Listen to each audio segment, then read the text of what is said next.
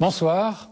Pour cette dernière édition avant Noël de l'Esprit des Lettres, émission qui, vous le savez, est coproduite par KTO, le Jour du Seigneur Production, puisque c'est le terme choisi, ainsi que la Procure, où nous nous trouvons aujourd'hui.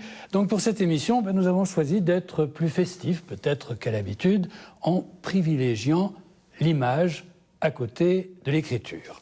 En privilégiant l'image, d'abord l'image de l'enfance, avec vous, Colette Nice-Mazur, l'image de l'enfance comme médiation entre les enfants d'aujourd'hui et les enfants d'hier, c'est-à-dire nous, les adultes, donc entre les générations. Et images qui sont des tableaux de peintres, essentiellement, à travers toutes les époques, mais essentiellement du siècle dernier et du début de ce siècle. Un livre qui s'intitule « À nous deux » aux éditions Bayard. Autre sorte d'image, image de Dieu cette fois, avec vous, François Besflug. Je soulève le livre, il est très lourd. Ce sont de nombreuses années de travail, c'est un travail de bénédictin, même si vous êtes dominicain, un travail de théologien. Donc c'est l'image de Dieu à travers les siècles. C'est une histoire de notre culture occidentale, du Haut Moyen-Âge, ou des lendemains d'ailleurs de l'Évangile, du Haut Moyen-Âge, jusqu'à notre époque. Dieu et ses images, donc une histoire de l'éternel dans l'art, c'est également aux éditions Bayard. Et enfin, autre sorte d'image, des miniatures, cette fois, avec vous, Paul Amblard, un pèlerinage intérieur, c'est chez Albin Michel. C'est la conjonction d'une trajectoire personnelle et de la découverte ou du décryptage, à travers ces miniatures, du songe d'un moine, qui est un véritable voyage initiatique. On va en parler dans quelques instants, mais si vous le voulez bien, d'abord, avec Jean-François Rode, l'actualité du mois. Parmi tous les livres d'art qui fleurissent cette saison, commençons, comme il se doit, par Noël sous le regard des peintres, d'Éliane Gondinet, une auteure bien connue, puisqu'elle assure la critique des tableaux dans Magnificat chaque mois. Ce livre allie la précision de la critique d'art qui aide à voir le tableau et la contemplation d'une méditation spirituelle. C'est vraiment un livre remarquable. Le grand format de Benoît XVI, Jésus de Nazareth, qui reprend non seulement la synthèse magistrale bien connue du pape sur Jésus, mais aussi propose une collection éblouissante de grandes œuvres de peinture et de sculpture consacrées à Jésus. Cette alliance du texte et des œuvres d'art en fait un ouvrage absolument magnifique. Après la peinture, l'histoire, cet atlas historique de l'Église a l'originalité de prendre comme fil conducteur les grands conciles. Admirablement documenté, avec des cartes très précises, on y apprend beaucoup de choses. Ce livre intéressera beaucoup tous les passionnés d'histoire. Un superbe album sur Saint-Jacques-de-Compostelle, l'histoire du pèlerinage, les grandes routes traditionnelles, l'architecture des étapes, les paysages que traverse le pèlerin dans sa quête spirituelle. Un livre idéal pour ceux qui ont fait le pèlerinage et encore plus pour tous ceux qui rêveraient de le faire.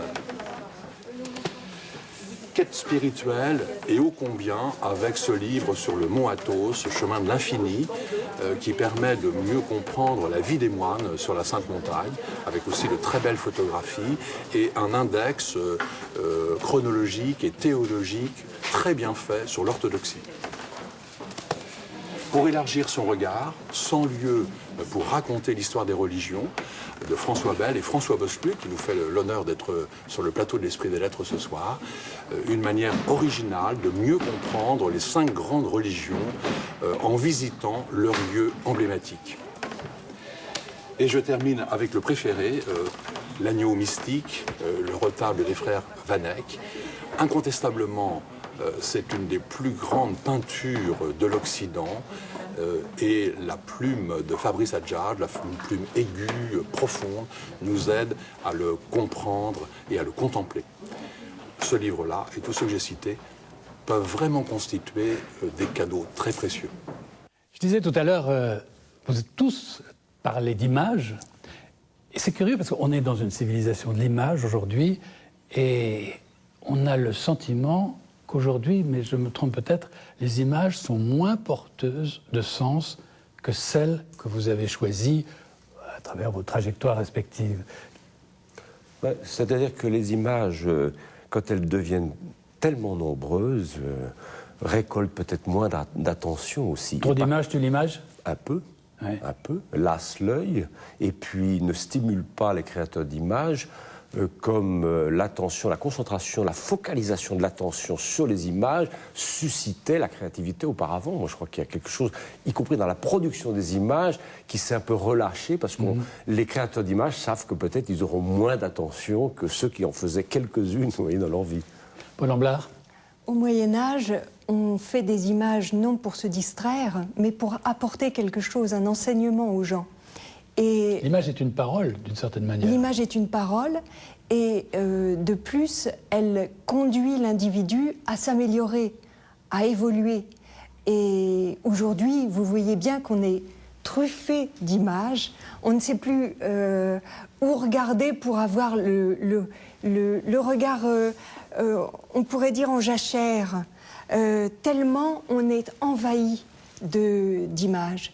Et en fait, on ne voit plus rien. Et en même temps, je crois que c'est Régis Debray qui dit ça, aujourd'hui, on voit beaucoup les gens aller dans les musées. D'une certaine manière, la cérémonie du musée a remplacé certaines cérémonies religieuses. On va au musée comme on allait hier à la messe, en tout cas c'est lui qui le dit, pour regarder des images qui parlent. Oui, à condition qu'on ne parcourt pas le musée, mais qu'on s'arrête devant quelques tableaux. Pour moi, l'image, c'est un chemin d'intériorisation. C'est faire silence à l'intérieur de soi pour écouter l'image. Paul Amblard dit, je crois que c'est vous qui dites ça dans votre livre, il faut d'abord écouter les images. C'est une phrase L'ouïe est important. Oui, c'est une phrase de Saint Bernard. Si tu veux voir, écoute d'abord. L'audition est un degré vers la vision. Alors, vous avez écouté, vous avez décrypté. Votre livre, c'est vous qui le disiez d'ailleurs tout à l'heure avant qu'on commence l'émission, il est un peu bizarre. Bizarre en ce sens que vous êtes médiéviste, vous êtes spécialiste du Moyen-Âge, spécialiste de l'art du Moyen-Âge, mais ce livre n'est pas un livre docte sur le Moyen-Âge. C'est, si j'ai bien compris, la rencontre d'une trajectoire personnelle et la rencontre, alors, d'une œuvre du Moyen-Âge, qui est le songe d'un moine, qui est le moine... Alors j'ai toujours Guillaume de Digulville. Voilà. C'est un très beau nom. Oui, qui était abbé. Oui, qui a reçu une vision. Qui a une vision et qui décrit à travers des miniatures cette vision, qui est un voyage initiatique. Hein. Oui. Alors il faut quand même, je vais peut-être un peu être indiscret, mais revenir sur votre parcours personnel. Dès les premières pages de votre ouvrage, on sent qu'il y a chez vous, vous le racontez, à la fois une recherche et une faille. On a tous des failles. Oui, mais vous les dites, vous. Oui, parce qu'il fallait que j'explique comment un livre peut changer une vie. Puisque c'est cette expérience-là, finalement, que j'ai vécue, sans le chercher. J'étais une étudiante en histoire de l'art, et au cours de ma recherche, j'étudie un livre dont je ne soupçonne pas jusqu'où il va me mener. Et au fond, toutes les miniatures que je découvre et l'art symbolique que je décrypte au fur et à mesure de ma recherche va m'amener à transformer ma vision de la vie et finalement à vivre mon quotidien tout à fait autrement. Mais vous savez, le moine ne me prend pas en traître et il porte un message pour l'humanité, puisqu'il est comparable finalement à une Hildegarde de Bingen qui reçoit une vision, un message du ciel. Eh bien, le moine Guillaume va porter le même type de message aux hommes et à chacun d'entre nous. Et quand on ouvre son manuscrit, il y a une phrase qui nous alerte et qui dit « Lecteur, fais attention, toi qui lis ce livre, à la fin de l'ouvrage, tu ne seras plus le même. » Alors, justement, au début de l'ouvrage. On va reprendre le début, mais je pars sous votre contrôle parce que vous avez lu le livre aussi. Hein. Oui, donc au début de moi, l'ouvrage, vous avez méthode. cette formule extraordinaire, vous expliquez que, enfant, vous avez été souffrante, vous avez été dans un hôpital, et au fond, cette expérience a fait qu'arrivé à l'âge adulte, jeune, vous êtes à la fois une enfant de conte de fées et en même temps un vieillard. Oui. À 7 C'est ans, curieux quand même. Oui, c'est une impression qui était très forte chez moi. À 7 ans, j'ai fait une déshydratation aiguë et j'ai vécu au milieu des enfants souffrants et j'ai pu partager cette souffrance avec eux. Ça a changé aussi ma vie et ça a fait de moi finalement quelqu'un qui était toujours en recherche, avec ce sentiment étrange d'être très mature dans un corps d'enfant pourtant. Mais c'est un sentiment d'enfant qui est peut-être finalement assez banal. Et vous savez, les silences d'enfants, ils sont peuplés de choses très profondes et qui est peut-être le cœur de l'humain, de l'individu, et que finalement on retrouve au fur et à mesure de son évolution spirituelle. Et redevenir un enfant dans la Bible, est-ce que ce n'est pas ça finalement? C'est une préoccupation de votre ouvrage. Oui, mais j'ai été très frappée dans ce livre à quel point c'était une méthode, un chemin à travers, et combien vous insistez sur le fait que déjà étant enfant, vous aviez ce sens aigu du silence, cette sensation d'être accompagné d'un ange. Et donc, tu ne me chercherais pas si tu ne m'avais pas déjà trouvé. C'est ce que j'ai entendu au cours de ces pages, à quel point c'était un chemin à la fois de découverte, mais déjà un chemin qui existait à En tout cas, vous dites l'intérieur. qu'enfant, vous avez un fort goût pour le beau, pour l'esthétique, Oui. hein, qui est Le une beau. sorte de Graal que vous recherchez. Oui. Oui, Bon. j'ai bénéficié d'un environnement familial qui m'incitait aussi à cela. Mais à un moment donné, il y a une triple rencontre. Alors, on va dire cette rencontre, il y a un homme qui vous fait devenir une femme, sur lequel vous êtes discrète, puisque c'est votre jardin secret, Mon mari. votre mari, donc on n'ira pas plus loin. Il y a un autre personnage qui va jouer un rôle très important dans le livre, qui s'appelle Jean, et qui est psychothérapeute. Oui. Alors, pardonnez-moi, mais est-ce que c'est l'ami qu'on voit dans le livre tout au long, ou est-ce que c'est un peu le psychothérapeute C'est un ami qui est psychothérapeute? qui devient mon guide. Car, très étrangement dans ma vie, alors que je découvre ce manuscrit symbolique, C'est la troisième rencontre. c'est ma troisième rencontre, et qui va déterminer toute une évolution de vie. Eh bien, vous savez, dans les contes du Moyen-Âge, quand le héros reçoit un songe, il va à la découverte de quelqu'un qui pourra le guider dans l'interprétation de ce songe.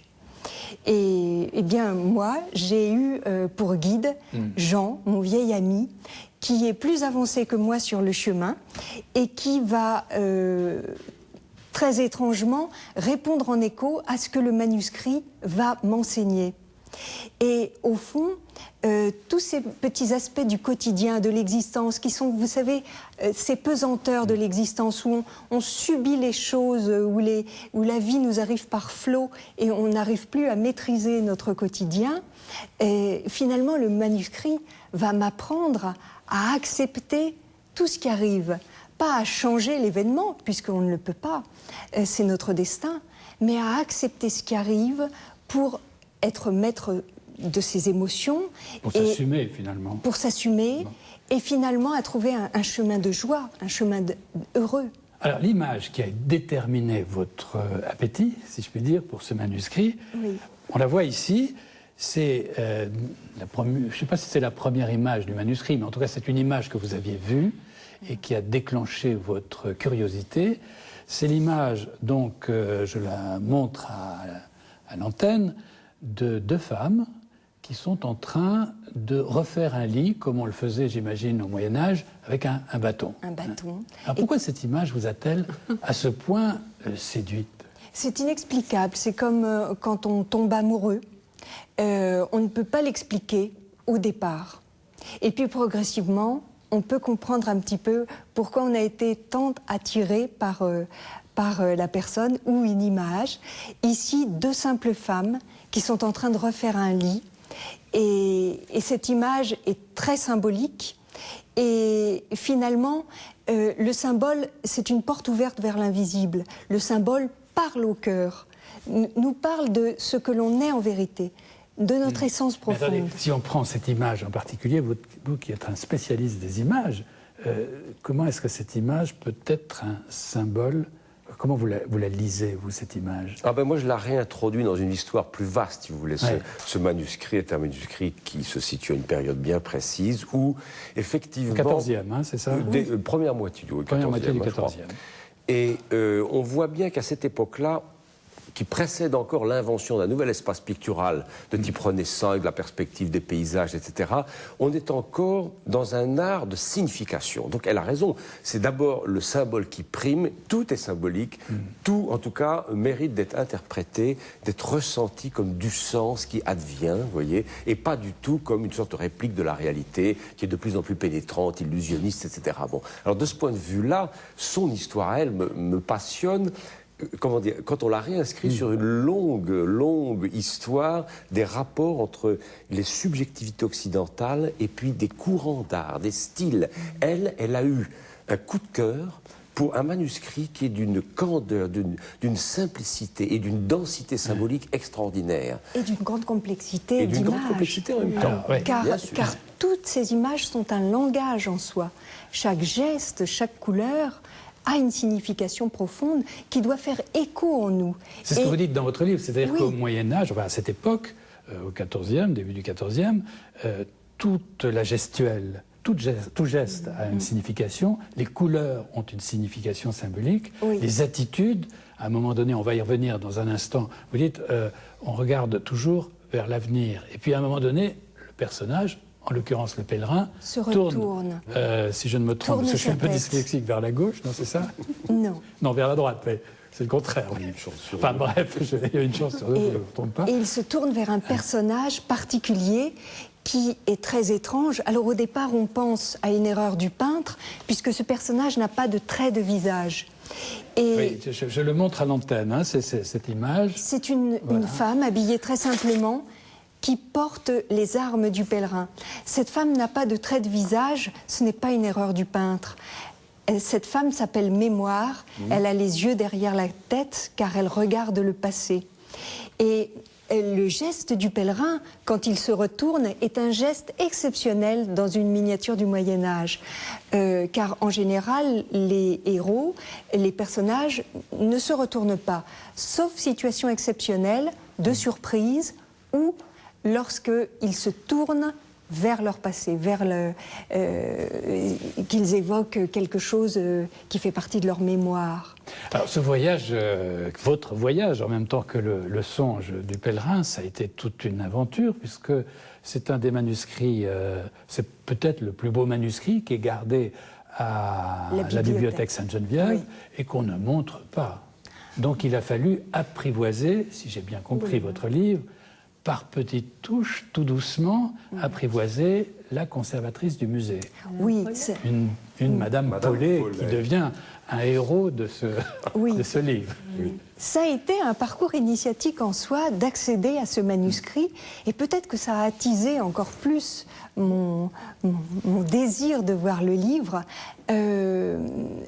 C'est le plus beau manuscrit de la bibliothèque Sainte-Geneviève, et il est vrai que, imaginez, quand on ouvre un tel livre, il mesure 50 cm de haut et 30 de large, on a d'abord une couverture épaisse en peau râpée, et on ouvre ce livre qui est rempli de miniatures, il y en a plus des centaines, et on a l'impression d'ouvrir un coffret de pierres précieuses. Car elles sont très bien conservées. Mais d'une façon extraordinaire, car ces images, vous savez, il y avait des recettes très particulières qu'on se passait dans le plus grand secret, avec des façons, des nuances de couleurs tout à fait exceptionnelles, et on a l'impression que ces images ont été peintes la veille. Et c'est très émouvant d'ouvrir un tel livre, car en plus, nous sommes à une époque où on peint sur du parchemin, et donc il y a une chair du livre. Alors, vous décrivez très bien le moment béni où enfin vous accédez au manuscrit. Un soir, Oui. Madame Paulet accepte que le lendemain matin, vous puissiez ouvrir le livre, moyennant un certain nombre de conditions, parce qu'il y a toute une méthode pour tourner les pages, Bien sûr. pour ne pas l'abîmer. C'est des choses qui sont très... Vous avez dû Courant le dans toutes constater. les bibliothèques Absolument. ayant un fond médiéval. Oui, c'est très fragile. Oui, c'est fragile et il faut des règles. Il faut des règles, et c'est aussi une des raisons pour lesquelles le livre est si bien conservé aujourd'hui. Alors, si vous voulez, on va reprendre quelques étapes de ce songe.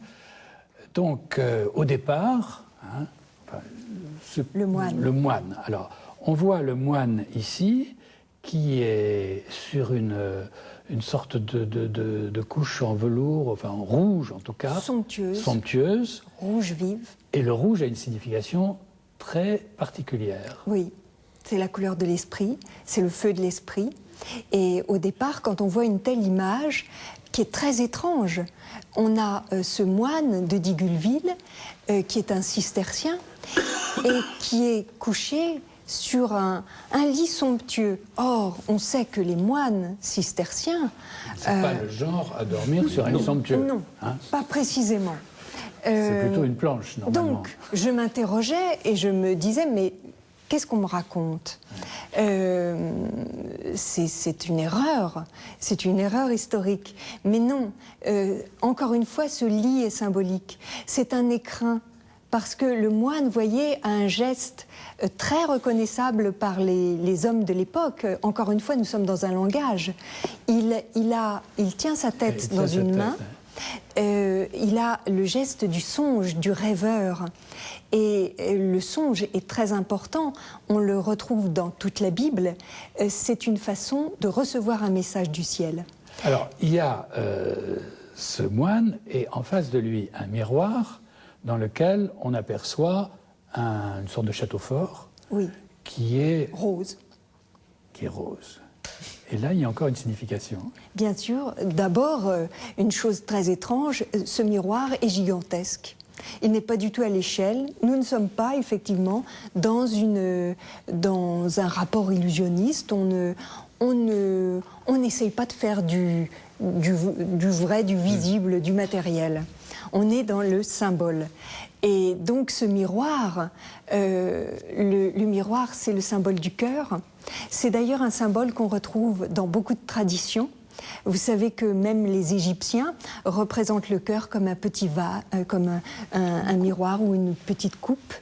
Et ici, dans ce miroir, les soufis également représentent le cœur comme un miroir qu'il faut polir. Et ce miroir, effectivement, reflète une cité. Alors, cette cité, c'est évidemment la recherche de l'intérieur. C'est la Jérusalem. C'est la Jérusalem. Il faut une loupe.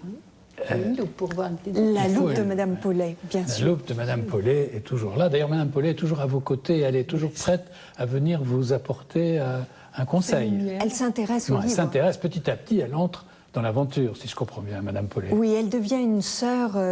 Nous avons nos récréations le soir, comme dans un couvent, parce que la bibliothèque est un endroit très silencieux, où on passe de longues heures en silence. Vous êtes d'accord sur le fait qu'une bibliothèque, c'est un peu comme un couvent? Ah oui. Et Madame Paulet est dans son livre si présente qu'elle est un peu là parmi nous ce soir. Oui. 4 minutes. C'est un ange gardien. En fait. Alors, vous parlez d'ange gardien. Revenons à un ange, cette fois-ci, qui n'est pas Madame Paulet, et que rencontre le pèlerin sur sa route. Cet ange, il a une particularité. Il a des ailes vertes. Et le vert? C'est l'espérance. Les vertes espérances. Mais oui, bien sûr. Alors, elle a très belle page d'ailleurs sur ses ailes vertes. C'est la Donc, couleur du renouveau. C'est le renouveau, et le pèlerin est sur la bonne voie. La régénérescence, c'est ce qui lui est proposé. Et voyez, cet ange garde la cité céleste. Alors, elle a une particularité, la Cité Céleste. C'est que la porte donne sur l'intérieur. C'est-à-dire qu'on ne sait pas par où entrer. Oui. C'est plein d'humour. Le Moyen-Âge est un siècle plein d'humour. Il faut trouver la clé, il faut trouver la porte. Alors, ce que je trouve extraordinaire, je ne sais pas si ça vous a frappé, c'est les fonds sont d'une précision avec des couleurs et comme des espèces de tapisseries. Oui. Bon. Ça a une signification aussi? Bien sûr. On n'est pas dans une vision naturaliste, encore une fois. On ne met pas un décor paysager qui, finalement, nous distrairait et ferait que notre œil va vers l'ailleurs. Ici, ce fond ornemental qui est très différent d'une image à l'autre. Vous avez vu, il y a des rouelles, il y a des petits carrés, il y a des grandes gerbes de feu, puisque tous ces fonds sont rouges et or. Finalement, il nous concentre sur l'essentiel, qui est le motif qui est représenté. Alors, il y a une image qui est très intéressante, c'est l'image de l'équerre. Alors, je vais la montrer également à l'antenne, l'image de l'équerre, qui à la fois, si je vous ai bien suivi, mais il vous a fallu un certain temps pour décrypter tout ça, parce que vous aviez besoin de la loupe de Madame Paulet également, pour voir les lettres qui sont aux extrémités de l'équerre. C'est-à-dire un P, un A, et avec l'équerre, ça fait un X. Pax. Voilà. Et il faut vous dire que cette équerre est une image tout à fait extraordinaire. Elle repose sur un mont vert. Et cette équerre est le symbole de l'homme parfait. Car il y a un montant horizontal et un montant vertical. Le montant horizontal, finalement, c'est la matière, c'est le corps. Le montant vertical, c'est l'esprit. C'est la direction où on doit aller. Et sur cette équerre, il y a le mot Pax. C'est le message que nous laisse le Christ. Mais c'est un symbole qu'on utilise beaucoup au Moyen-Âge, cette équerre? Oui, je crois qu'on l'utilise dans les corps de métier, mais sa représentation solennelle, comme dans cette miniature, est rarissime. Je porte à votre connaissance qu'il y en a une fameuse dans la Bible moralisée dite de Tolède, plus de 100 ans auparavant, lorsqu'il est question de Zacharie, le papa de Jean-Baptiste. On le voit porter une équerre magnifique, surdimensionnée, pour qu'il soit clair aux yeux de tous ceux qui verront le livre que c'est un homme droit. C'est la rectitude, l'équerre. Exactement. Et alors, c'est très curieux que cet instrument orthogonal signifie la droiture de la vie. Vous voyez, je trouve ça extraordinaire. Et il y a très peu de représentations. J'ai découvert, en lisant votre livre, cette équerre solennelle. Ça m'a énormément plu, évidemment.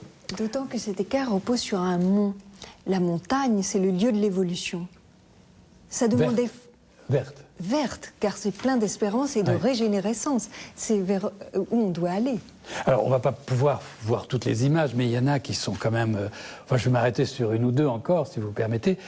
À un moment donné, dans son périple, ce pèlerin, on le voit qui semble dormir, il repose en tout cas, et s'échappe de lui un enfant. Je ne sais pas si on le voit sur l'écran, parce que c'est vraiment très petit.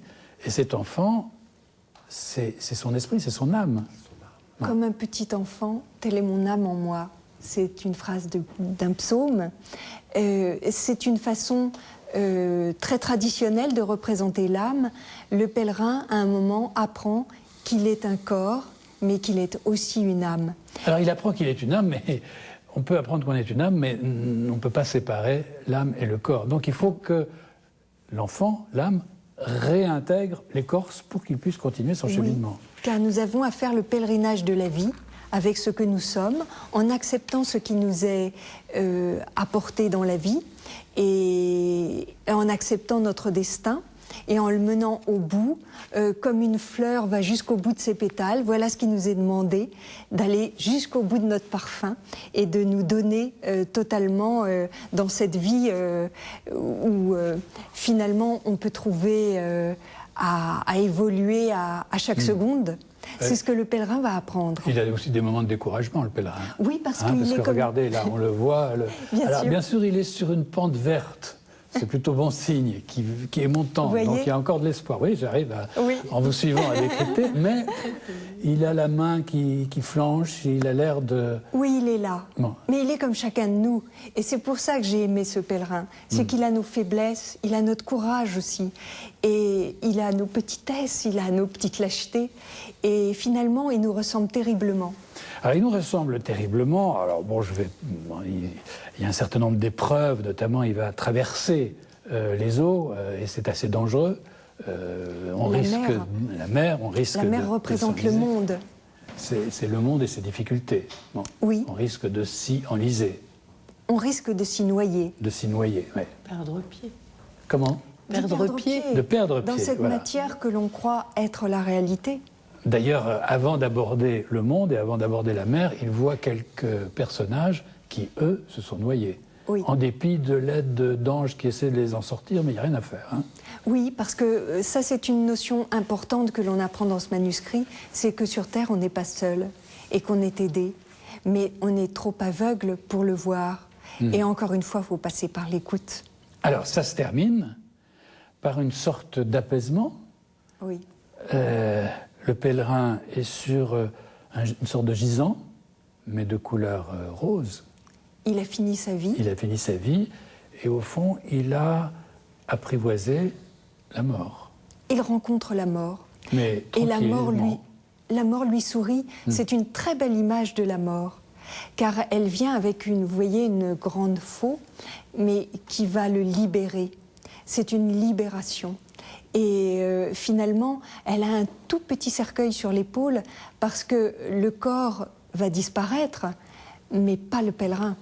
Mais c'est une image habituelle de la mort à cette époque où justement ça me frappe. Ouais. C'est quand même parce que vous dites au début du livre, on est dans une période qui est très difficile. Il y a les épidémies de peste qui reviennent tous les 10 ans. On est hanté par les fins dernières. Au fond, c'est une société qui est habitée par la guerre et qui vit dans la proximité de la mort en permanence. Bien sûr, on pense à l'époque que c'est la fin du monde. Alors c'est une vision quand même idyllique de la mort. Non, c'est une vision pacifiée de la mort, je dirais. Bon, et premièrement, je crois que c'est une des premières représentations de la mort symbolisée par une faucheuse, avec l'instrument.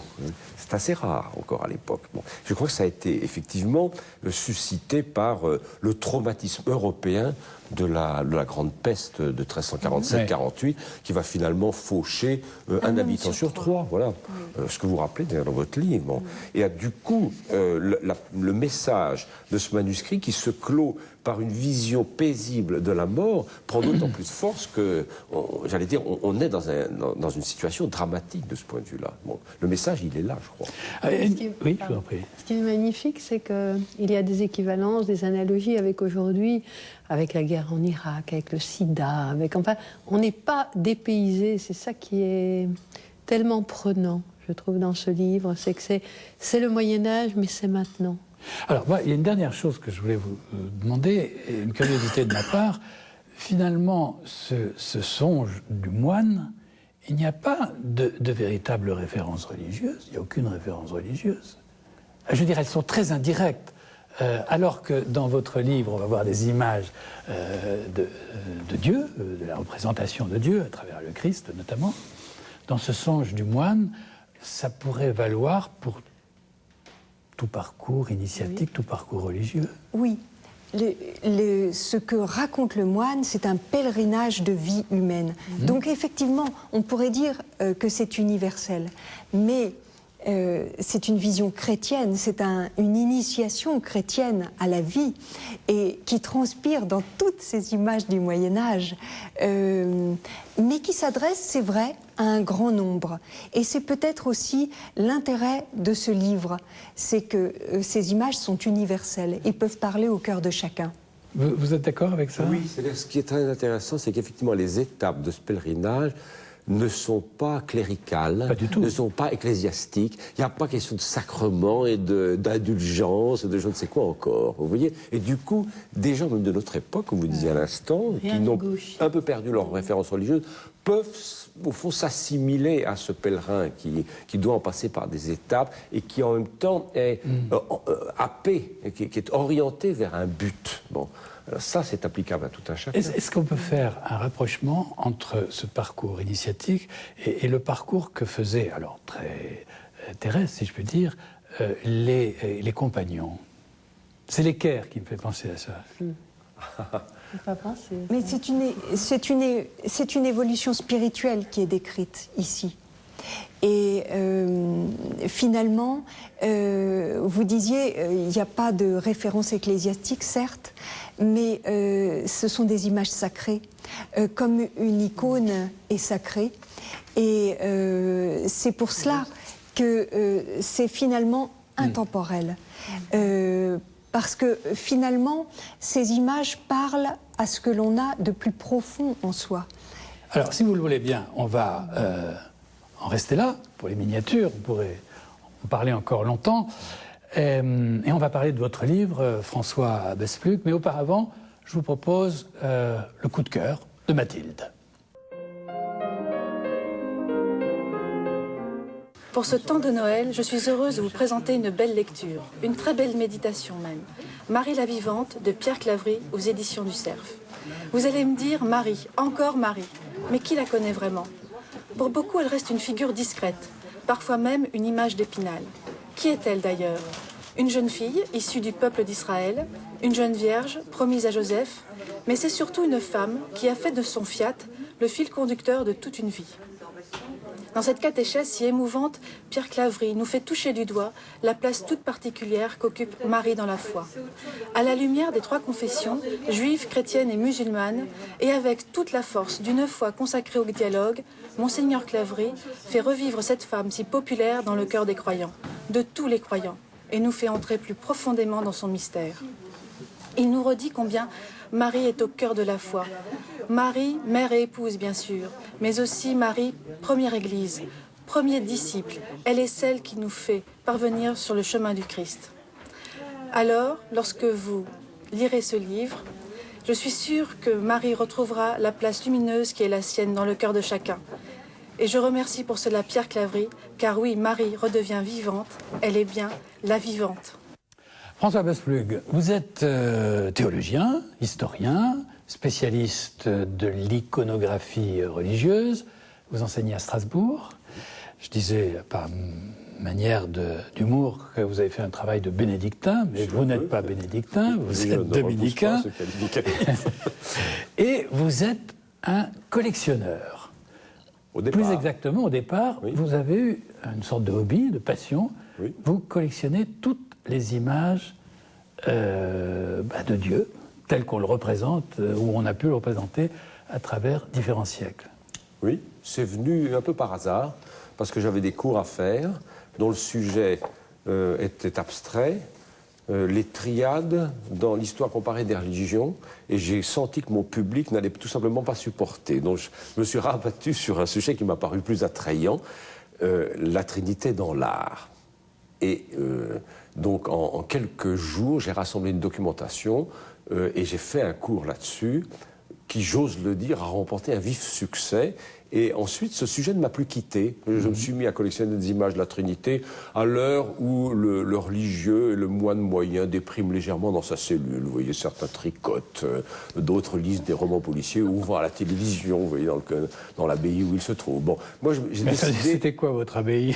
Non, mais écoutez, dans tous les monastères, vous avez des moments un peu difficiles. Je ne savais pas qu'on tricotait dans les monastères. Mais si, j'ai vu des professeurs en théologie qui tricotaient des layettes, vous voyez, pour leurs petites nièces, etc. C'est tout à fait touchant. Ouais. Je peux même vous citer des noms de graves auteurs de la collection Sources chrétiennes qui tricotent des layettes. Bon, passons. Alors, si vous voulez, à cette heure-là, moi je me suis dit, je vais collectionner les images de la Trinité. Donc ça a commencé comme ça. C'est des débuts modestes. Alors ça a commencé comme ça et ça se termine comme ça. Ça se termine comme ça. C'est-à-dire, c'est un livre de 534 pages, mais il a presque les dimensions du manuscrit que vous donniez tout à l'heure. Pas tout à fait, mais pas loin. Hein. Et c'est une énorme somme où vous avez travaillé sur l'image de Dieu à travers les siècles. Alors, parler d'image de Dieu, d'abord, si vous avez dit, au départ, il y a ce hobby, mais est-ce qu'il y a un enjeu très contemporain à, au fond, publier un livre de ce type est-ce que vous pensez au dialogue entre les religions, ou certaines religions comme l'islam refusent cette représentation de Dieu? À mes yeux, il y a 3 enjeux. Le premier enjeu, c'est de savoir si les religions peuvent dire quelque chose de leur doctrine, de leur expérience, par l'image. Premier enjeu. Bon, ça m'a toujours passionné de me demander, mais est-ce qu'il y a profit à le faire? Est-ce qu'on trahit une doctrine religieuse en représentant sa doctrine, vous voyez, sous forme figurative? Est-ce que l'invisibilité de Dieu n'est pas gravement offensée par des images anthropomorphes de Dieu? C'est le premier enjeu. Deuxième enjeu, je dirais, c'est comprendre pourquoi les artistes chrétiens occidentaux ont eu une telle inventivité, créativité, liberté d'exploration, là où les peintres d'icônes donnent l'impression d'être sur des rails un peu. Ça a des schémas de composition, je répète, de siècle en siècle. Bon, voilà. Ça, j'ai voulu comprendre, et ce qui m'a mis en branle, c'est la lecture d'un manuscrit que j'ai fait pour les éditions du Cerf, Théologie de l'icône dans l'église d'Orient, de Léonide Ouspensky, qui a été une étincelle pour moi, parce que je me suis rendu compte à quel point l'Orient chrétien avait une pensée ferme sur l'image, là où, au fond, en Occident, elle est complètement dérégulée. Et puis, le troisième enjeu, à mes yeux, si vous voulez, c'est de savoir pourquoi, au fond, le christianisme est le seul des 3 monothéismes abrahamiques à avoir, au fond, tellement suscité, toléré, légitimé d'images, considérant qu'au fond, il y a plutôt profit à vivre sa vie religieuse avec des images, là où les 2 autres pensent qu'il y a plutôt profit à s'imposer une sorte d'abstinence en matière d'image. Voilà. Donc ça fait 3 enjeux à mes propres yeux. Abstinence dans la religion musulmane, abstinence dans la religion juive. Des 2 côtés. Alors, est-ce que cette acceptation, même cette prolifération, provient de l'idée de l'incarnation? Oui, pour l'essentiel. Ou du moins, la raison que l'on a donnée une fois que l'image était née. Parce que, vous savez, ce qui est très intéressant, c'est qu'au fond, l'image s'est introduite sur la pointe des pieds dans la vie chrétienne. En attendant 2 ou 3 siècles avant de surgir. Et pendant 2 ou 3 siècles, rien. Alors c'est absolument extraordinaire. Mais rien parce qu'on est dans la tradition juive encore? Voilà. Pour une part, parce qu'on est dans la tradition juive, Jésus lui-même ne dit pas un mot des images. Les apôtres, c'est vraiment pas leur souci. Saint Paul, ça lui donne de l'urticaire. Vous comprenez, ils ont d'autres urgences. Prêcher l'évangile, mettre la vie en accord avec ce qu'on dit. Hein, et c'est par là qu'ils ont convaincu. C'est pas par recours au principal média du temps, qui était la statue, ou la fresque comme à Pompéi, ou la mosaïque. C'est pas du tout, c'est qu'ils avaient une parole accordée à leur vie. Ça, c'est convaincant. Bon. Alors ça m'a beaucoup intéressé de redécouvrir à quel point le christianisme se diffuse dans tout le bassin méditerranéen sans image. Bon. Et puis petit à petit, on voit des images c'est la parole qui le... C'est la parole. Oui. C'est la parole, la vie. Oui. La vie accordée à la parole. La parole et le témoignage, disons. Parole et le témoignage. Bon.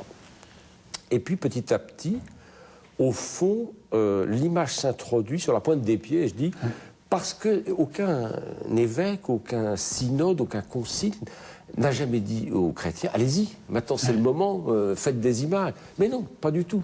C'est venu, d'après moi, si vous m'interrogez, au fond de ce qu'on peut appeler un dynamisme expressif. Quand un être est amoureux, il le dit d'abord, il écrit des mots d'amour, il fait des poèmes, et puis ensuite il le chante, et puis ensuite il le danse, ensuite il le gestue.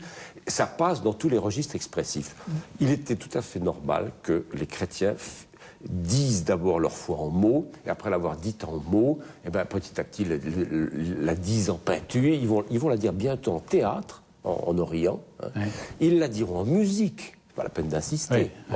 Ils la diront en danse, ils la diront en architecture. Vous voyez, toutes les formes d'art sont petit à petit gagnées par le dynamisme expressif de la foi chrétienne. Et alors, ce qui apparaît dans votre livre, on va en parler, mais c'est qu'il n'y a absolument pas synchronie entre ce dynamisme expressif et la pensée théologique. En tout cas, il n'y a pas non, effectivement. Il n'y a pas ce que les historiens des annales appelleraient aujourd'hui le fait social global. Ça ne marche pas, en l'occurrence. C'est-à-dire que on va édifier des cathédrales savantissimes, de mots usinés, vous savez, limés au millimètre près pour dire la doctrine. Ça, c'est les textes des conciles. Textes des conciles, écrits des pères, des Trinitatés de Saint-Hilaire de Poitiers, de Saint-Augustin. Bon, les traités des Cappadociens, etc. C'est des cathédrales de mots, je reprends cette expression. Bon.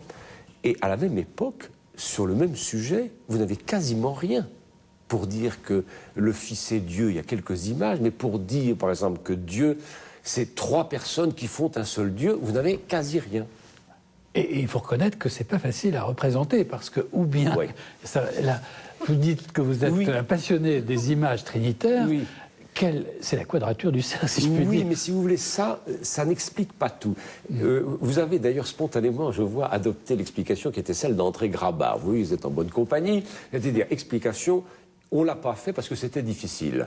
Mais alors, dans ces cas-là, il faudra m'expliquer pourquoi on est si bien arrivé à le faire quelques siècles plus tard. Je ne crois pas, si vous voulez, à la notion de progrès dans l'art. On ne l'a pas fait parce qu'on avait le sentiment, à mon avis, très, très vif que il y a une logique dans la révélation. Ce que Dieu a à montrer, il le montre en Jésus. Ce que nous avons vu et touché et entendu de Dieu, nous vous l'annonçons, dit la Prima Ioannis, première épître de Saint Jean. Bon.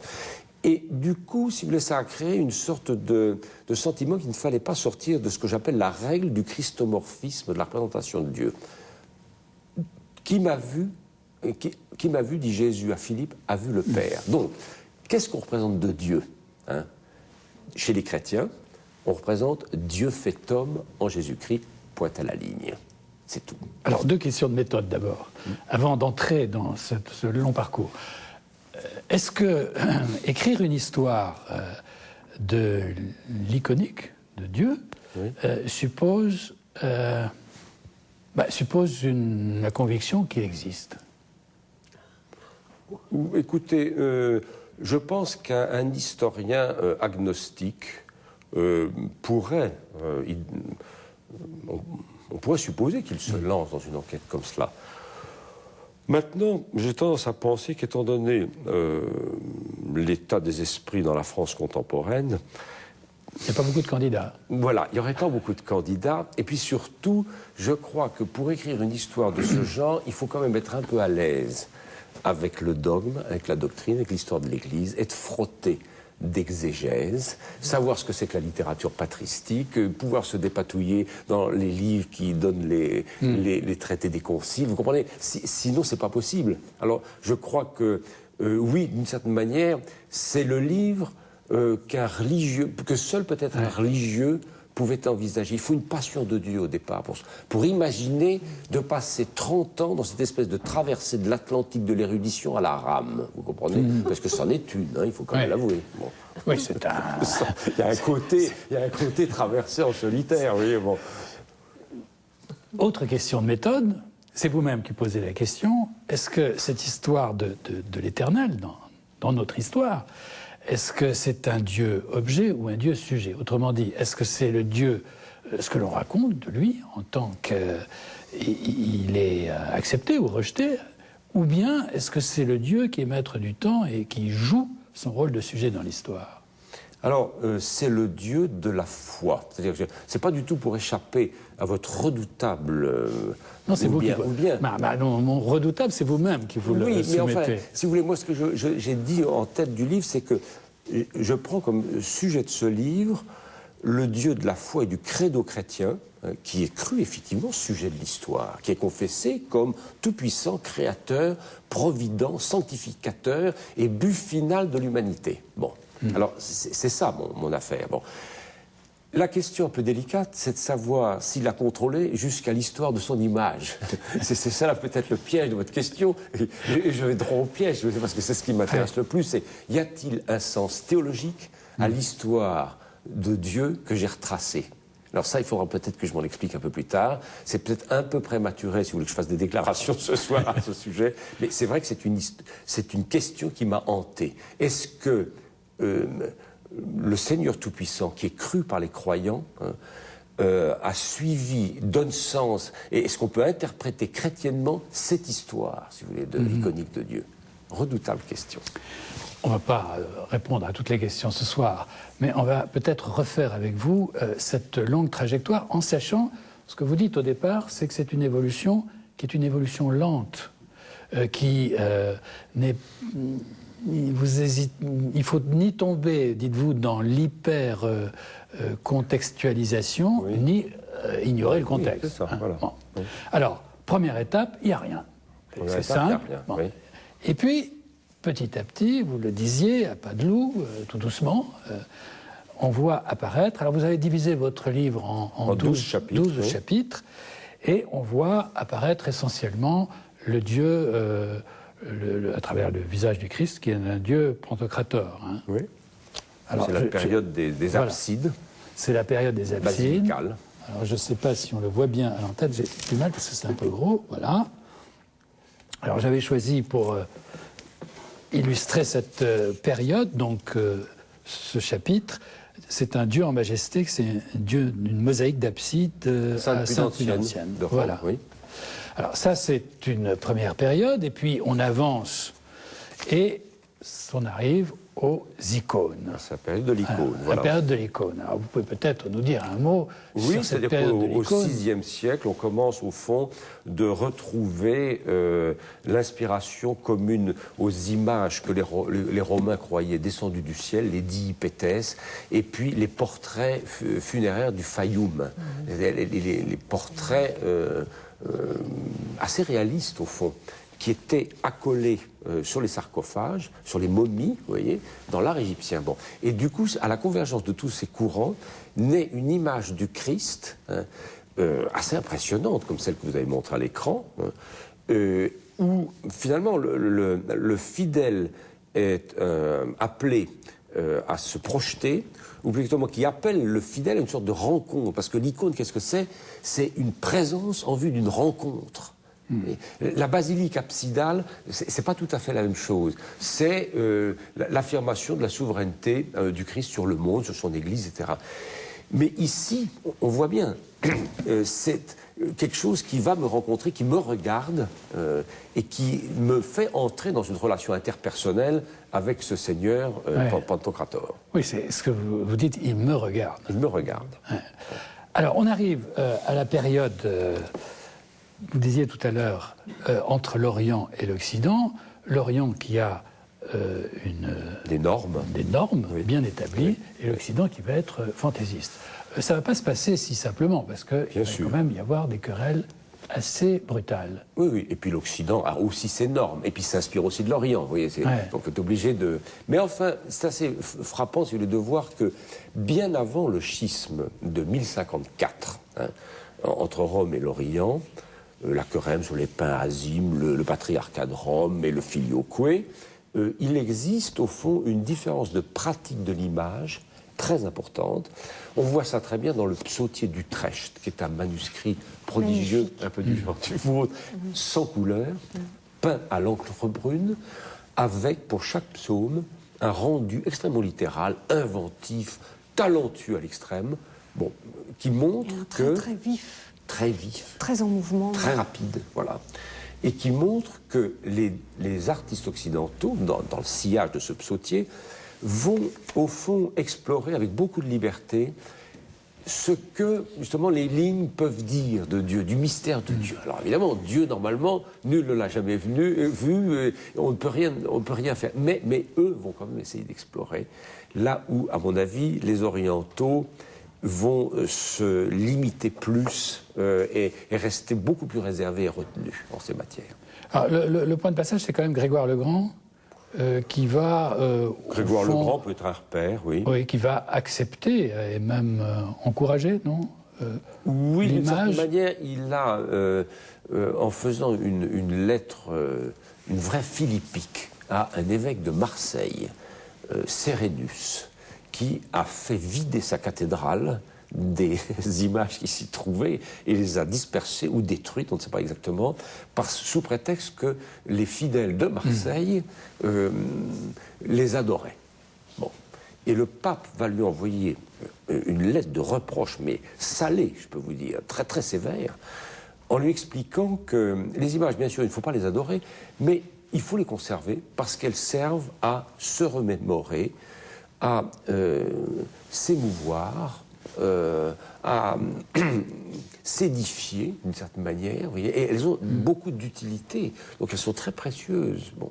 Et c'est un rapport à l'image qui est au fond d'enseignement. L'image enseigne, l'image éduque.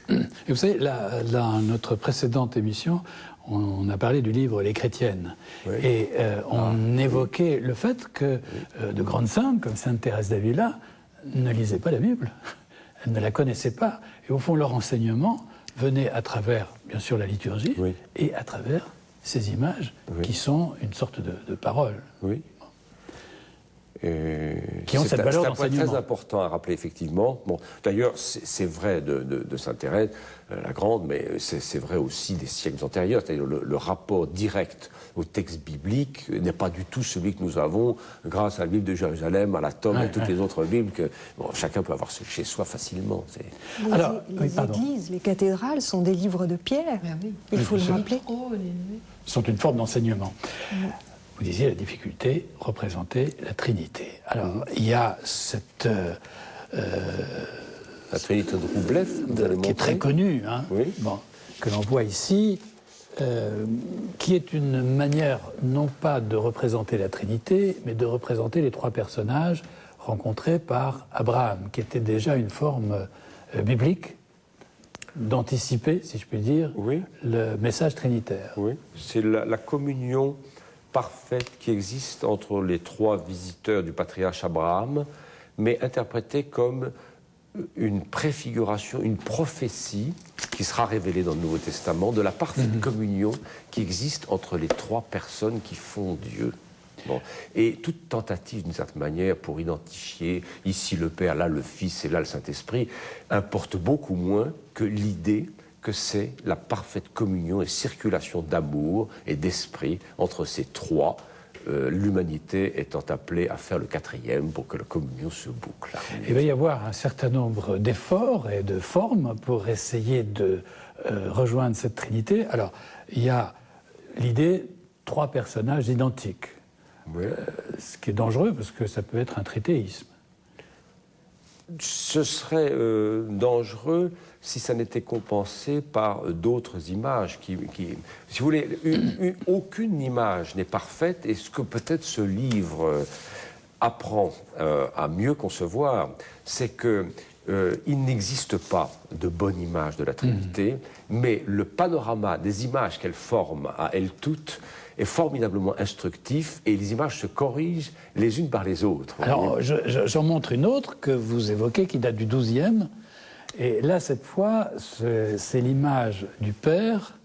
tenant des deux mains l'axe horizontal de la croix, avec le crucifié sur la croix, une colombe du Saint-Esprit joignant très soigneusement par ses ailes les centres des bouches du crucifié et du Père. Et c'est une image qu'on va retrouver assez souvent. C'est une des premières qui date de 1120, qui est dans le missel de Cambrai. Voilà, c'est ça. Alors, pour aller un peu vite, parce que il va y avoir une humanisation, voire un sentiment de compassion qui apparaît sur le visage du Christ tel qu'on le représente. Oui. On va passer d'un Christ glorieux à un Christ souffrant. Oui, c'est-à-dire qu'il y a un double mouvement. D'une part, ce que ces images, toutes celles qu'on a montrées jusqu'à maintenant, conservaient de très majestueux et d'un peu distant, voyez, va être d'une certaine manière rapproché de la sensibilité, de l'affectivité, de l'émotivité humaine, soit parce que le père va prendre des allures, si vous voulez, beaucoup plus proches de celles d'un grand-père, qui est bon, qui est bienveillant, qui est accessible. Qui est tendre, voilà. Soit parce que la souffrance du Fils va être montrée avec un réalisme qui accroche, si vous voulez, l'envie des fidèles de le suivre dans sa passion. Un pathétique, c'est-à-dire, et de revivre, de faire sien chacune des étapes, vous voyez, du trajet du Christ. Bon. Alors, il y a ces deux mouvements, vous voyez, plus grande familiarité de la figure de Dieu, montée en puissance du pathétique. Alors ensuite, on arrive à un nœud dans cette histoire, c'est la réforme et la contre-réforme. Il y a un petit nœud intermédiaire quand même, c'est que Je saute. Oui, vous sautez, mais on peut décider de la sauter. C'est tout ce que représente la Renaissance, de cette manière. Oui. Bon. Mais passons à la réforme. Ce qui m'a beaucoup intéressé, c'est au fond de constater que Si on évoque quand même la Renaissance, parce que... Oui, mais c'est-à-dire la Renaissance... Parce qu'on va retrouver des origines par-delà le christianisme, des origines dans l'Antiquité. Donc on va voir un Dieu, le Père, qui devient jupitérien. Voilà, au fond, hein. voilà. Soit chez Michel-Ange, soit chez Raphaël, au fond, on voit apparaître des images de Dieu musculeuses, surpuissantes. Voilà, un Dieu surpuissant de Raphaël. Voilà. Hein. Il ressemble plus à Jupiter qu'à Dieu le Père. Un peu, oui. Enfin, si vous savez ce à quoi ressemble Dieu le Père. Bon. Mais c'est vrai qu'il est... Je ne le sais qu'en lisant ce livre. Il est très jupitérien, ce Dieu-là. Et le Dieu de Michel-Ange, a fortiori. Bon. Donc voilà pour l'époque de la Renaissance. Ensuite, la réforme. C'est beaucoup plus une mise en cause, au fond, du bien fondé des images de la Trinité, et puis une mise en question du profit qu'il y a à vénérer les images, une contestation frontale même du droit des images à être vénérées, qu'une transformation des pratiques d'image et une évacuation, vous voyez, de certains types iconographiques. Je suis frappé même de voir que dans les pays atteints par la réforme, les pays allemands, vous voyez, en particulier dans le monde germanique, au fond, les images de Dieu en circulation restent assez longtemps les mêmes, à quelques exceptions près. Le monde protestant a continué de pratiquer les mêmes images de Dieu. Simplement, il a contesté que ces images étaient anciennes et il a contesté qu'on puisse les vénérer. C'est surtout sur ces deux points, si vous voulez, que la réforme, de ce point de vue, innove. Dans le temps, il y a une progressive éclipse et désintérêt pour l'image de Dieu. Et vous montrez dans votre livre une sorte de bifurcation, c'est-à-dire pour les élites, l'image de Dieu n'a plus beaucoup d'intérêt, et pour les couches dites populaires, on va trouver le kitsch dans l'art religieux. Oui, ça se fait un peu en deux étapes. D'ailleurs, je ne cesse pas de réfléchir à ce qui s'est produit alors. Par comparaison, si vous voulez, le Moyen-Âge qu'a étudié par exemple Paul Amblard est un temps où il n'y a pas de dissociation. Il n'y a pas de divergence entre ce qu'on pourrait appeler l'art populaire et puis l'art savant. Il n'y a qu'un seul art religieux. Bon. Et vous voyez, alors, en deux étapes, d'abord au XVIIIe siècle, vous avez l'impression que les affaires se débrayent. C'est-à-dire qu'il y a une peinture de genre très stylée, d'ailleurs. Je veux dire que... Très académique, disons. Oui, mais enfin, il y a des magnifiques choses chez Watteau, vous comprenez. Qui peint d'autres choses. Il y a un effondrement de l'inspiration biblique, d'une part, et puis on dirait que le phénomène de la dévotion de Dieu n'intéresse plus que quelques tiépolos égarés, vous voyez. Bon, c'est fini, il y a quelque chose qui se dissocie. Et ça va s'aggraver, alors, nettement au XXe siècle.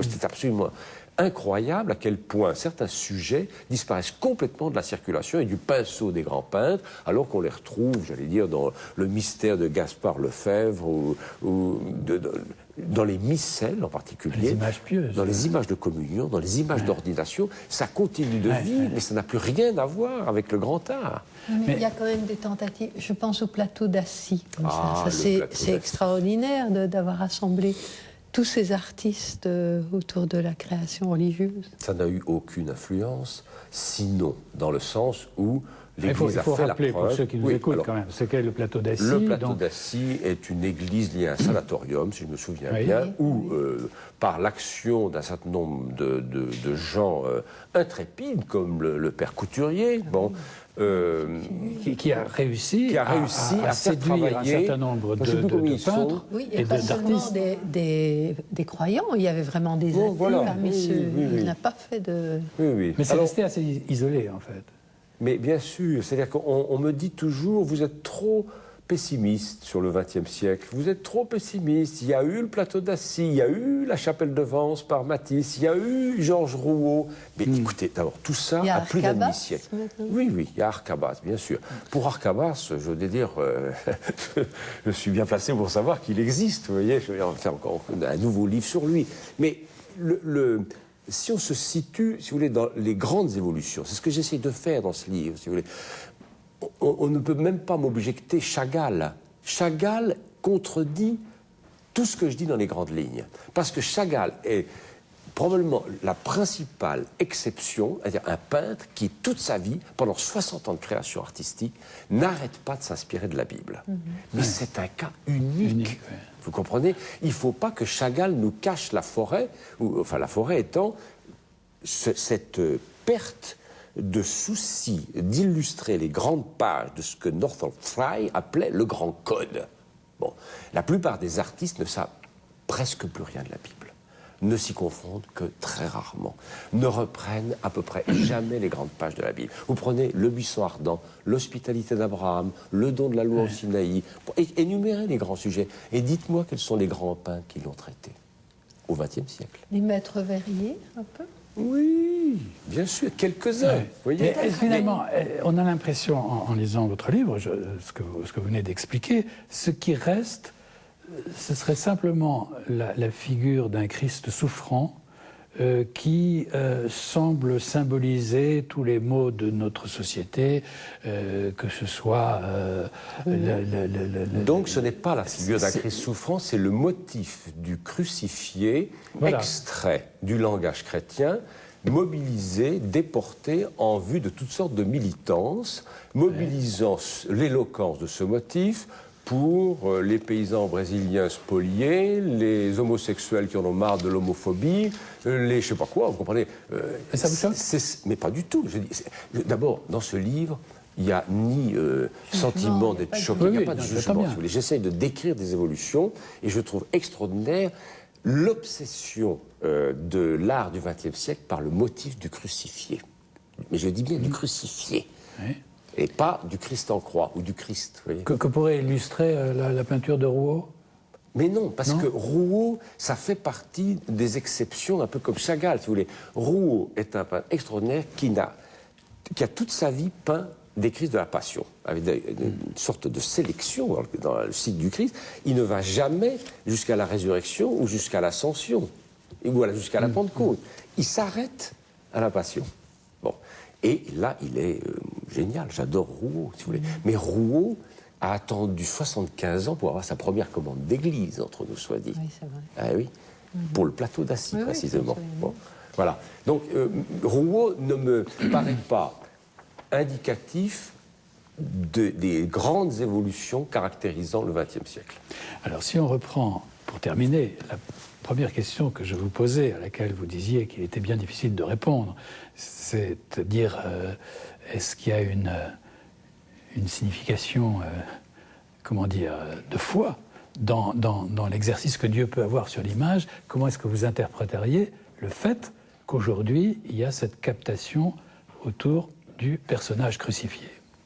Je dirais deux choses. La première, c'est qu'un tel livre, un tel parcours enseigne que aucune génération n'est dispensée de dire comment elle réagit à l'annonce de l'Évangile, fût-ce par la différence. Bon. Et que toute génération se révèle ou révèle quelque chose de très profond d'elle-même dans sa façon d'illustrer ou d'oublier l'Évangile et la Bible, la révélation judéo-chrétienne, premièrement. Deuxièmement, j'interprète comme théologien l'énorme emprise du motif du crucifié sur les esprits, la culture, la peinture, la sculpture, comme le fait qu'au fond, le Dieu crucifié, sans aucune décision ni de l'UNESCO, ni de l'ONU, ni du Concile Vatican II, apparaît à tout homme, croyant ou non, comme la façon la plus parlante de dire que la souffrance est injuste, la maltraitance n'a pas à être, et que peut-être derrière la maltraitance, il y a de l'espoir. Mais est-ce qu'il n'y a pas... Oui, je pensais à un artiste comme Zoran Music, ce qu'il a fait dans les camps de concentration. C'est encore des images de crucifixion et qui sont un écho de toute l'horreur de la dernière guerre. Alors nous allons passer à des images plus riantes, qui sont les images de l'enfance. Auparavant, je vous propose avec François Maillot de voir le portrait de l'auteur du Moi. On connaît depuis 1985 l'histoire d'Etty Ilsoum, cette jeune fille juive hollandaise qui a écrit un journal entre 1941 et 1943, journal qui a été publié sous le titre « Une vie bouleversée », avec le succès que l'on connaît. Aujourd'hui, les éditions du Seuil proposent une nouvelle édition intégrale des textes d'Étile Soum, ses journaux et ses lettres. Cette édition permettra à ceux qui ne connaissent pas encore Étile Soum de rencontrer une personnalité absolument hors norme, une femme à la fois éblouissante et émouvante. Étile Soum est née en 1914. Elle grandit à Amsterdam, elle est une étudiante en droit insouciante, et puis elle s'engage comme intendante auprès d'un comptable fortuné dont elle devient la maîtresse. C'est à ce moment-là qu'elle écrit son journal et qu'elle rencontre Julius Spier, un homme qui va avoir un retentissement considérable sur elle. C'est un psychologue, élève de Jung, qui étudie la personnalité des êtres humains à travers leurs mains. Il lui fait lire la Bible, Saint-Augustin, Rilke, et à son contact, Etty commence une évolution spirituelle absolument fulgurante.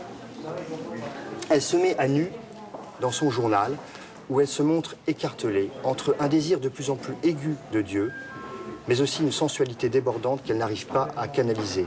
Seul Dieu arrivera à lui permettre de ne plus s'éparpiller. Dans un très beau livre, Paul Lebeau étudie l'itinéraire spirituel d'Étile Soum et il ne cache rien des écueils sur lesquels elle achoppe, notamment un avortement autoprovoqué. Mais cette fille qui ne savait pas s'agenouiller, comme Étile Soum se décrivait elle-même, et cette formule est reprise dans un joli petit livre d'Arfuyenne. Cette fille qui ne savait pas s'agenouiller finit un jour dans sa salle de bain par se mettre à genoux, par se laisser envahir par Dieu. Et là, c'est une vie de prière intense qui commence. Étile Soum est effectivement quelqu'un qui peut apprendre à prier, comme nous le présente ce petit volume de la collection Prier 15 jours. Alors que la persécution des Juifs de Hollande bat son plein, Etty va s'engager volontairement dans le camp de Westerbork pour prêter main forte, pour secourir tous ses congénères. Et là, elle est frappée elle-même par une immense douleur, la mort de Julius, son ami. Elle la traverse avec une joie intérieure profonde et elle attend avec sérénité l'épreuve finale.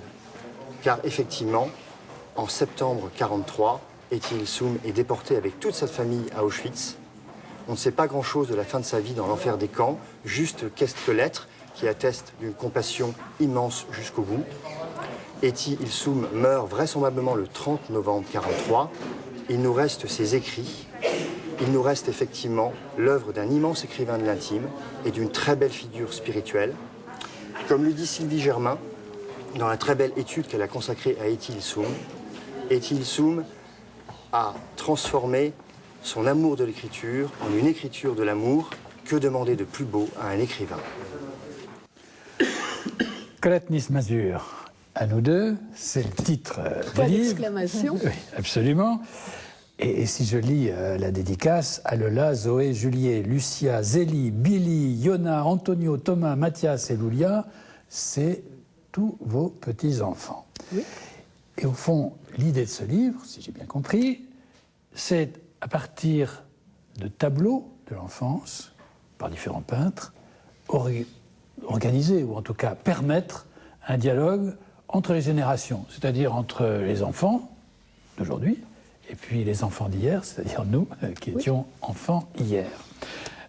Ça part d'une expérience, parce que vous êtes poète, mais vous avez été, et vous êtes encore un peu, je crois, enseignante. Oui. Et j'aime beaucoup la peinture. J'aurais voulu être peintre. Et donc, je me rattrape d'une certaine façon en utilisant les mots pour capter les formes et les couleurs. Donc, il y a d'abord ce plaisir du tableau. Ce plaisir mais quand de la peinture. Je dis expérience, est-ce que vous avez expérimenté ce dialogue déjà avec peut-être vos petits-enfants autour de tableaux? Bien sûr, je les emmène au musée et alors on s'arrête devant quelques tableaux et on les laisse parler. On les laisse et on réagit l'un et l'autre. Par exemple, j'ai emmené une de mes petites filles à Amsterdam, au musée Van Gogh, et j'écoutais ses réactions. Et ce qui est très beau, à un moment donné, devant un tableau qui est peu représenté, où il y avait une espèce d'effervescence d'herbes et de fleurs, j'ai commencé à dire le poème de Rimbaud, c'est un trou de verdure. Et ma petite fille m'a regardée, elle a dit, mais tu connais ce poème? Mon papa le dit aussi. Mais je dis, tu sais, ton papa, il est sorti de moi. Hein. C'était un moment triangulaire, là. J'ai vraiment senti combien le tableau était un lien à la fois entre mon fils, ma petite fille et moi. Et pour vous, c'est un peu une réaction contre, on évoquait tout à l'heure, au début de l'émission, le trop d'images aujourd'hui, ou cette espèce de surenchère d'images brutales, rapides, auxquelles nous sommes en permanence soumis. Cet arrêt devant les tableaux de peintres, c'est aussi une manière de rappeler les temps de méditation ou de réflexion? Oui, c'est entrer en communion avec le profond de soi-même et avec l'autre, et donc particulièrement avec ceux qui sont nés de nous. Je crois qu'il y a une vertu de l'intention du peintre et de tout ce qui se dit à son insu à travers les formes et les couleurs et qui rejoint notre sensibilité. Ça permet de remonter en enfance. Je me tourne un instant vers François Boespleu. Vous avez regardé le livre? Bien sûr. Oui. Qu'est-ce que vous avez pensé du choix des tableaux? Parce que vous privilégiez quand même une époque qui n'est pas l'époque contemporaine, mais qui est proche de nous, plutôt le 19e. Hein? Il y a beaucoup du 20e. Oui, c'est ça. 19e, 20e. Surtout le 20e. 20e, oui. Il y a beaucoup de 19e. Belges, hein, beaucoup de Belges. Beaucoup de Belges. Il y a beaucoup de Belges. Oui. Ouais, bah, c'est normal. Paulus, Vous êtes Van de belge. Houstine. Alors, on va prendre ces images, on va en prendre quelques-unes. On va commencer par l'image que vous auriez, vous m'avez confié ça tout à l'heure, que vous auriez aimé voir sur la couverture du livre, et qui n'est pas celle qui est sur la couverture du livre. Non.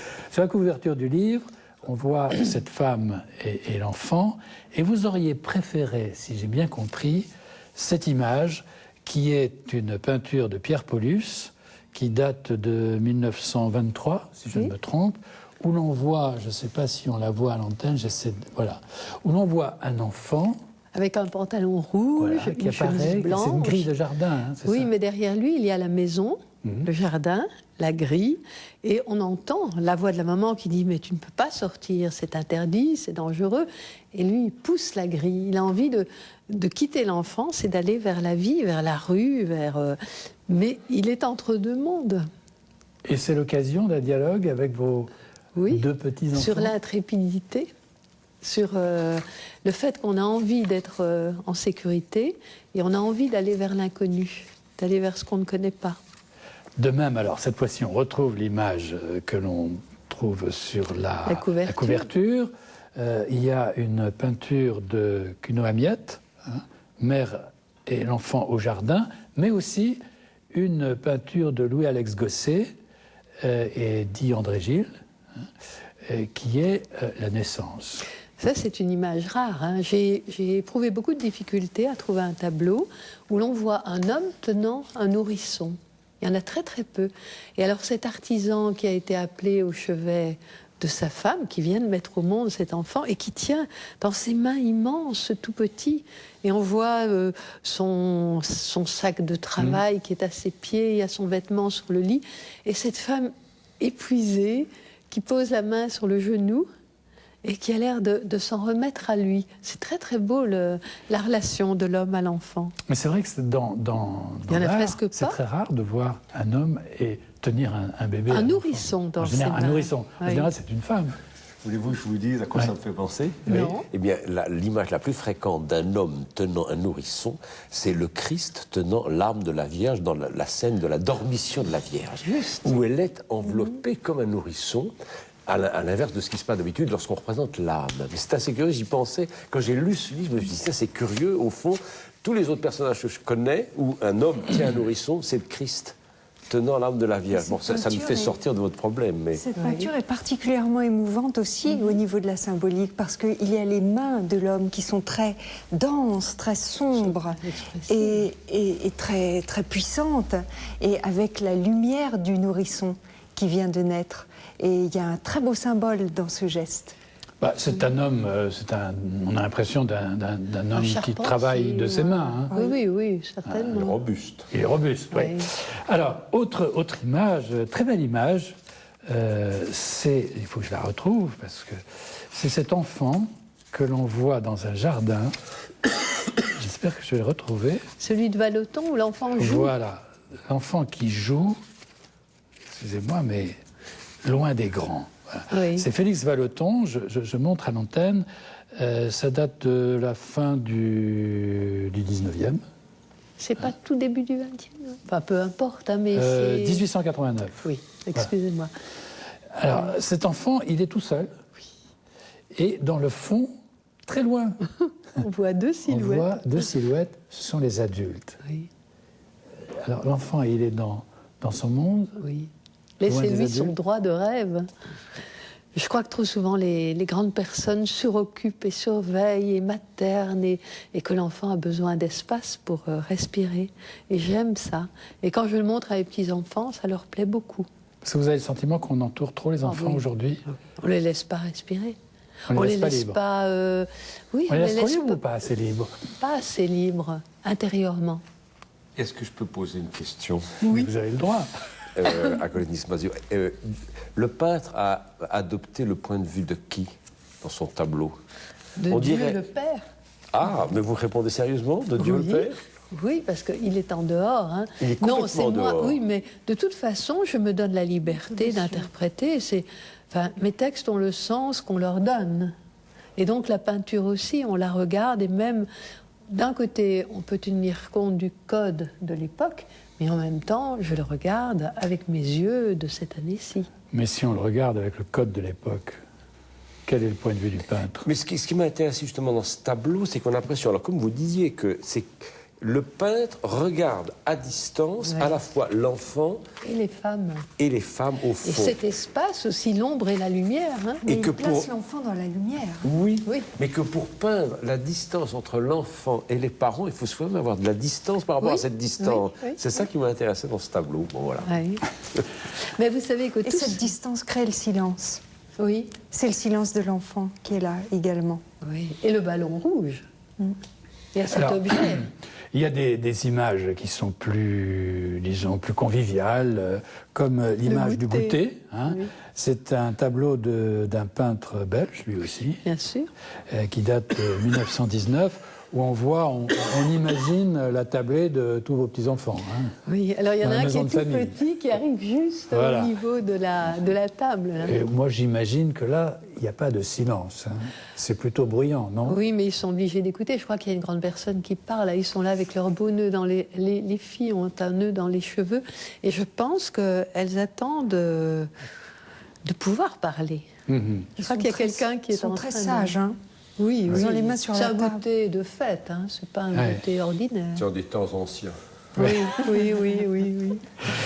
Mais vous savez que tout le livre est sorti de l'image de l'enfant à l'oiseau mort. Oui, Ce alors- tableau anonyme flamand, ça me frappait tellement, cette petite fille qui Voilà, tient c'est l'oiseau ça, c'est un mort. très beau tableau. Il est au musée d'art oui, ancien c'est ça. à Bruxelles. Et cette façon de nous interroger et de dire plus jamais voler, plus jamais vivre, c'est tout le mystère de la mort qui est souvent révélé par l'intermédiaire d'un animal familier. Alors, c'est un tableau c'est un très beau tableau, et je trouve que les yeux de l'enfant sont extraordinaires. Magnifique. Parce qu'il y a cette espèce Une interrogation. d'incertitude, un peu d'effroi aussi Oui, oui, devant oui, cette oui. Consternation. de consternation. Et de Oui. profondeur. Oui. C'est J'ai un été enfant voir vieillard, presque. des quantités de fois ce tableau. Alors, votre idée à travers tous ces tableaux, c'est de confronter les générations sur un certain nombre de sujets qui sont... Le lieu commun. Enfin, oui, mais qui sont en même temps des sujets très profonds de notre existence. Alors ça Oui. va de la mort, en passant par la maladie, Oui. mais aussi l'éveil des jeunes filles à l'âge adulte. Par exemple, il y a ce tableau de, je ne sais pas si je vais bien prononcer, Hippolyte Strombu. Vous connaissiez ce peintre? Non. Vous découvrez beaucoup de peintres. Oui, hein, dans oui, moi ce- j'ai découvert beaucoup de choses. L'enfant n'est pas mon sujet, comme vous le savez. Oui. Mais j'avais 450 tableaux. Hein, j'ai choisi, j'ai éprouvé beaucoup de difficultés. Alors que vous dit ce tableau avec ces jeunes filles qui se font des confidences? Alors on a l'impression d'une journée d'été, des jeunes filles à Languille qui sont encore enfants mais qui sont déjà des jeunes femmes. Oui, ça me rappelle temps d'après-midi d'été chez ma grand-mère ou avec mes cousines, cette espèce de loisir, de chaleur, tout est possible, des confidences, des connivences, oui, des secrets chuchotés, des histoires inventées, de toute sa vie rêvée. Quand je serai grande, Il y a une grande poésie dans ce tableau. Oui, il y a une douceur qu'on ne retrouve pas, par exemple, dans la violence des garçons qui jouent au jeu du ricochet, et où il y a une vitalité et déjà une sexualité très impérative. Chez les garçons. Attends, je cherche le tableau, je ne suis pas sûr de le ça, retrouver. c'est un tableau que j'aime beaucoup, celui-là. Vous l'avez juste... ça, c'est une étude d'enfant. Alors, c'est une étude d'enfant. C'est le même enfant, mais c'est l'enfant qui dort. C'est différentes positions. C'est le monde du songe, le monde du rêve. C'est quand même mystérieux de se dire qu'est-ce qui se passe pendant toutes ces heures où on dort. Et donc, il y a chaque fois des questions à la fin, et notamment, est-ce que tu aimes que ta maman reste près de toi quand tu t'endors? Est-ce que tu as déjà regardé quelqu'un dormir? Est-ce que ça te gêne? Est-ce que tu sais qu'il y a des gens qui se donnent rendez-vous dans leurs rêves? Donc il y a ce débouché sur le questionnement. Ce que vous dites sur le rêve, aujourd'hui, on ne fait plus peut-être très attention au rêve. Le rêve avait une importance capitale. Dans les Bibles, et les le rêve est aussi très important. De tout temps. Le rêve a été un moment considéré comme richissime de chance d'être en contact avec des réalités que le quotidien ne donne pas de rencontrer. Oui, on plonge dans une nappe phréatique. Oui, on peut dire ça comme ça. Mais est-ce qu'on interprète les rêves comme on les interprétait avec un certain nombre de codes au Moyen-Âge? Il y a une autre manière d'aborder le rêve aujourd'hui. Certes. Certes. On ne va pas faire de la psychanalyse. Oui, Freud est passé par là. Mais le rêve, dès la Bible, c'est dans un songe que je lui parle, dit Dieu à Moïse.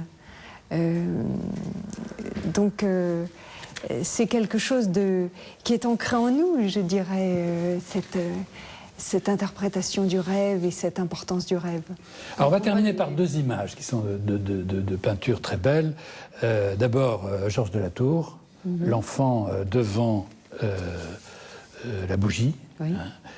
C'est une image, alors cette fois-ci, de contemplation, de méditation. D'intérieur, mais je crois que tous les enfants, enfin ici ça va être Noël, le nombre de fois où on surprend un enfant devant une bougie, l'étonnement, l'émerveillement, l'invitation à voir autrement ce qui l'entoure. Un brin de fascination. Oui, sûrement. Pour cette chose qui vit, qui tremble. Et qui brûle. Qui brûle. Et la lumière, ce genre de lumière, elle joue un rôle important dans la peinture en général. Hein, dans les tableaux. Oui, je pense à ce que dit Bachelard, par exemple, sur l'importance de la flamme de la bougie qui nous éclaire, mais sans nous éblouir, qui favorise la vie intérieure. Et on va terminer en se tournant vers l'avenir, vers le passé comme notre pèlerin. C'est une peinture de Christian Krog, au balcon, en 1889, où on voit une jeune fille. Elle est juste à la frontière. Si elle rêve, oui, une enfant qui est en train de devenir une jeune fille. Je ne sais pas si elle rêve ou si elle médite sur son devenir. Elle se demande ce qui va se passer plus tard. Mais elle est encore le dos contre l'embrasure de la porte-fenêtre. Donc elle est encore protégée. Oui, c'est un peu comme l'enfant à la grille. Hein. Mais il n'y a plus de grille. Il y a le regard qui porte sur la ville, sur les usines au loin. Ce n'est pas un décor fastueux. Hein. C'est demain, qu'est-ce qui va se passer? Mais il y a une image que j'aime beaucoup, c'est cette fille qui grandit et qui se regarde dans un miroir et qui a rejeté sa poupée et qui a sans doute chippé la trousse de maquillage de sa mère et qui se regarde d'un air de dire « Est-ce que je serai aimée? Qui suis-je et suis-je digne d'amour ?» Toute question que se pose l'enfant au moment d'arriver à l'adolescence. Pas seulement l'enfant. Ah bah, nous aussi, nous nous posons pas mal ce genre de questions. Merci beaucoup à tous les trois. Je rappelle le titre de vos livres. Donc, on a beaucoup parlé d'images, on a vu beaucoup d'images ce soir, à nous deux. Colette Nice-Mazur, c'est aux éditions Bayard. Images, plus exactement Dieu et ses images, une histoire de l'éternel dans l'art, c'est chez Bayard également. C'est un très beau livre, très, très gros livre. Et également Un pèlerinage intérieur qui porte sur ces miniatures, qui décrypte un songe, qui est un voyage initiatique, mais qui est en même temps votre propre voyage intérieur. Merci à tous les trois. Si vous voulez retrouver cette émission, vous pouvez la retrouver sur le net en consultant ktotv.com ou .fr, je ne sais plus, .com, en consultant lejourduseigneur.com et enfin laprocure.com. Merci, bonsoir et bonne fête de Noël.